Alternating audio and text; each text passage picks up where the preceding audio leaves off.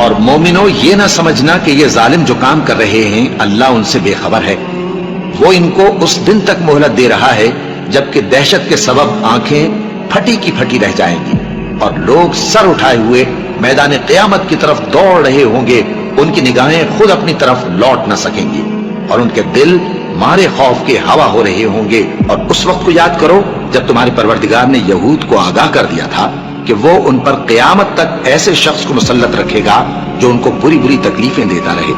بے شک تمہارا پروردگار جلد عذاب کرنے والا ہے اور وہ بخشنے والا مہربان بھی ہے۔ اب کیا جو لوگ بری بری چالیں چلتے ہیں اس بات سے بے خوف ہیں کہ اللہ ان کو زمین میں دھسا دے یا ایسی طرف سے ان پر عذاب آ جائے جہاں سے ان کو خبر ہی نہ ہو، یا ان کو چلتے پھرتے پکڑ لے تو وہ اللہ کو عاجز نہیں کر سکتے، یا جب ان کو عذاب کا ڈر پیدا ہو گیا ہو تو ان کو پکڑ لے؟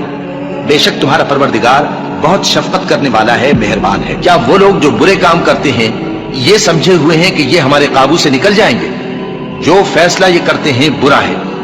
یہ لوگ اپنی تدبیروں میں لگ رہے ہیں اور میں اپنی تدبیر کر رہا ہوں، اور میں ان کو مہلت دیے جاتا ہوں، میری تدبیر بڑی مضبوط ہے۔